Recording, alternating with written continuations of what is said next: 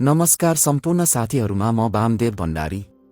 म तपाईहरुलाई आज अहिले प्रचलनमा आएको फोटोलाई आफ्नै आवाजमा बोलेको भिडियो कसरी बनाउने भनेर सिकाउन गइराखेको छु। यो भिडियोलाई अन्तिमसम्म हेर्नुभयो भने तपाईहरु पनि यस्तो भिडियो बनाउन सक्ने हुनुहुनेछ। अब कसरी बनाउने त यस्तो भिडियो?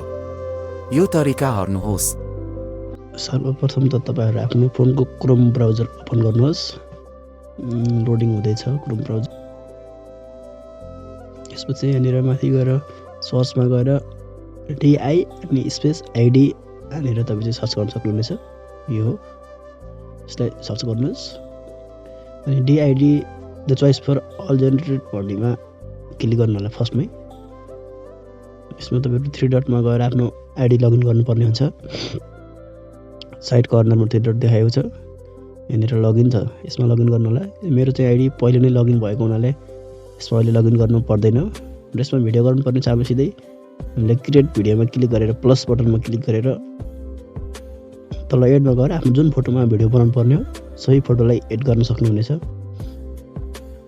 ग्यालरी सिधै ओपन हुनेछ। यसमा एउटा भिडियो चुज गरेर सही भिडियोमा भिडियो बनाउन सक्नुहुनेछ। म चाहिँ यो फोटोलाई चुज गरेँ।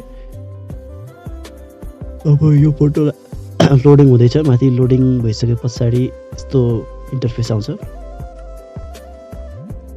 अब सही फोटोमै म बोलेको आवाजमा भिडियो बनाउँदैछु। यस्तो साइडमा स्क्रिप्ट भन्ने देखाइरहेको छ। यहाँनिर गएर चाहिँ हामीले जे बोल्ने हो सही कुरालाई टाइप गर्नुपर्ने हुन्छ। त्यहाँ जुनसुकै ल्याङ्ग्वेजमा पनि टाइप गर्न सक्नुहुन्छ, जुनसुकै ल्याङ्ग्वेजमा पनि त्यो हुनसक्छ। म चाहिँ पहिले नै लेखेको हुनाले एउटा लेखेको पेस्ट गरिदिएँ। सही कुरा यहाँ तलबाट तपाईहरुले अब ल्याङ्ग्वेज मिलाउनु पर्ने हुन्छ। जस्तो कि यहाँ कुन भाषामा तपाईँ बोल्न चाहनुहुन्छ। अब मैले नेपालीमा टाइप गरेको हुनाले यहाँ नेपाली भाषा चाहिँ खोज्दैछु।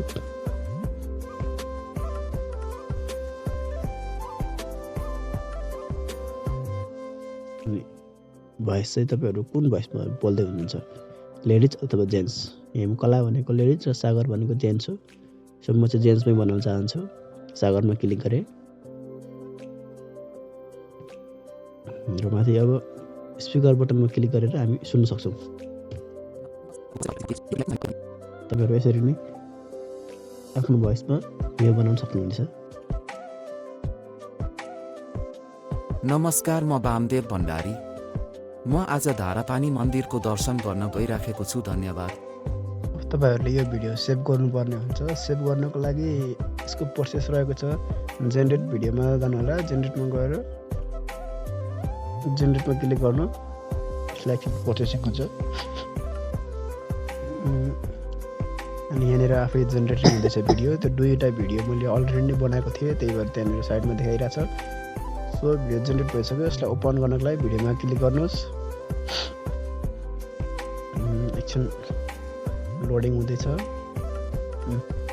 अब आइसक्यो। हामी जे रेकर्ड गरेको थियो सही कुरा अहिले भनिरहेको छ। नमस्कार, म वामदेव भण्डारी।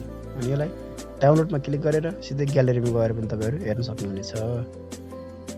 ग्यालेरीमा गइसकेपछि सेभ भएर आउनेछ।